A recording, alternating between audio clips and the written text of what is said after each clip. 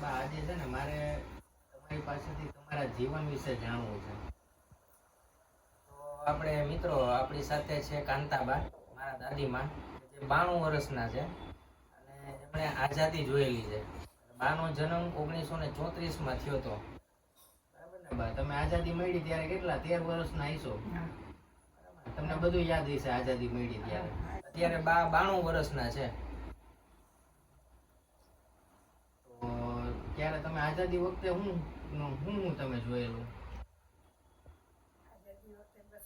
પછી લડાઈ ઉપડી હતી ને અગરબત્તી કરવા ન દેતા લોકો અંદર આપણે ને અંધાર પર કરી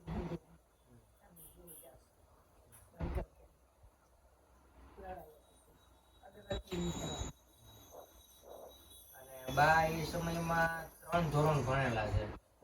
તો ત્યારે તો ફરજિયાત શિક્ષણ હતું ને બા? 4 ધોરણ હતું. 4 ધોરણ લગી. ક્યાં રાજાએ એવું કર્યું? ભોજરાજ બાપા. ભોજરાજ બાપાએ. પછી તમને લખતા ને વાંચતા બધું આવડી ગયું ને એમાં? કાકા બારા કરી આવડી બાકી ત્યાં લખીને વાંચી તો હકો ને? પછી એનો પાયો હારો હતો. તમે અત્યારે મેં નથી જોયું બાને ક્યારે બાટલો ચડાવતા કે ઇન્જેક્શન દેતા. મારી આવડી ઉંમરમાં 34 વર્ષની ઉંમરમાં મેં બાને ક્યારે બાટલો ચડાવતા કે ઇન્જેક્શન દેતા નથી જોયું. નથી. તો આમ તમે આટલા સ્ફૂર્તિલા છો આવડી ઉંમરે, હજી તમે હાલો છો, વોકિંગ કરો છો, એટલે હાલવા ચાલવા જાવ છો તમે. બાને મેં ઘણી વાર કીધું છે કે તમારે હવે 2 વહુ છે, એ બધાય કામ કરી નાખશે, તોય બા હજી વાસણ છે ને લુવા જાય, પછી ક્યારેક ક્યારેક ખંજવારી કાઢ નાખે, ક્યારેક પોતું કરી નાખે. એ શા માટે તમે કરો?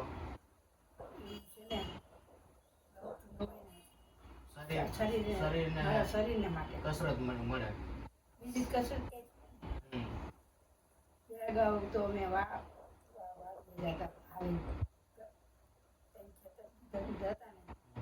જે પ્રોગ્રામ હોય તો આમ જવાનું તો હાલે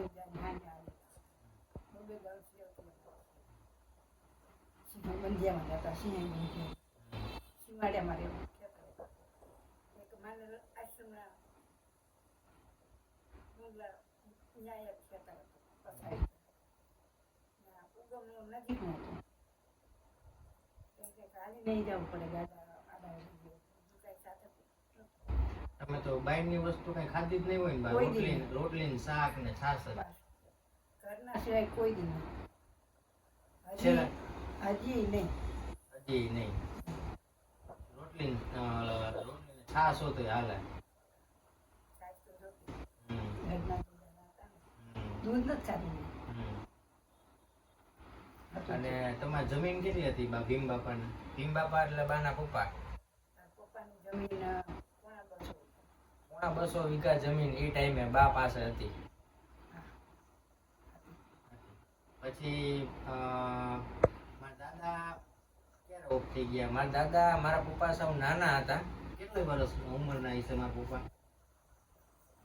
કેવડા હતા ત્યારે? એક્સપાયર થઈ ગયા હતા, ઓફ થઈ ગયા હતા. પછી તમે મામાના ઘરે જ આવી ગયા હતા. મૂકી ગયા તમે પછી પાછળ જોયું જ નહીં. જમીન વાળી ખાધી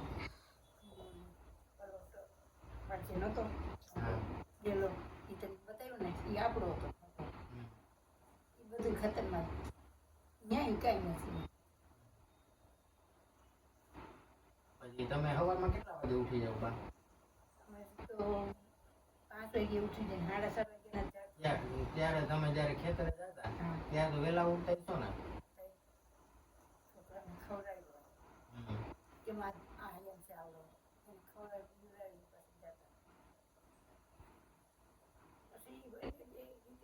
જરા જતા ને મામી હાઈફાસ હતી એને એની રીતે ભણવા જતા એને હિસાબે ભણ્યા છે. સાંજે તો વહેલા ઉઈ જતા હશો ને? જોઈ ખેતરના ખેતર 8-9 આવીને ખેતરના જ બાકી ખાવા બધા ખાઈ હાથી મને ખાવા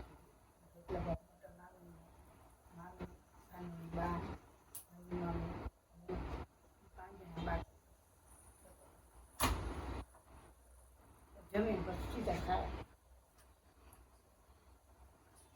અટાણે છે ને વિડીયો ઉતારો જ દેવો.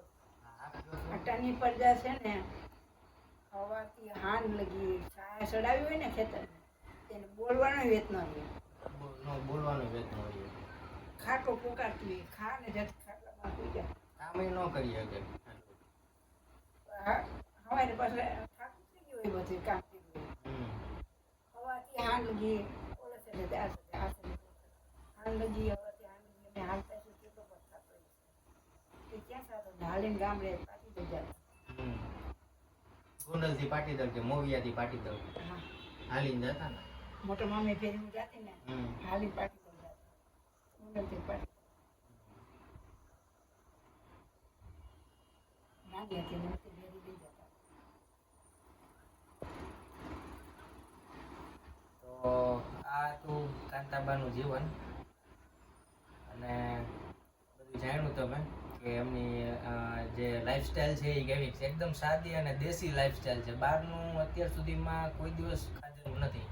અમે જ્યારે પણ બહાર જમવા જઈએ કે જે આપણું અત્યારે ફાસ્ટ ફૂડ છે ઢોસા પીઝા ને આ તે બધું જે છે પંજાબી ને પણ બા માટે રોટલી બનાવીને જવાની. બા છેલ્લે રોટલીને શાક રોટલીને છાશ ખાઈ લે ટમેટું ખાઈ લે પણ બહારની એક પણ વસ્તુ નહીં અત્યારે હાલમાં પણ. તો એટલા માટે બા જે છે અત્યારે 92 વર્ષે પહોંચ્યા છે અને અમારા ઘરમાં અત્યારે હાલમાં 4 પેઢી જીવે છે. બા પછી બાનો દીકરો એટલે મારા પપ્પા હું અને મારો છોકરો મારો સન હયાન અત્યારે એક ઘરમાં 4 પેઢી જીવે છે. બરાબર ને બા? જે આપણે સતી મારવી ને ઉપર જવું ને તમારો 100મો બર્થડે હોય ને ત્યારે આપણે ઉજવશું એને વ્યવસ્થિત મોટે પાયે. આ તમે કીધું જીવન તો ભગવાન લઈ દેતા હવે ક્યાં તમારું ઉપર હવે તો મોજ જ છે તમારે જીવવાનું જ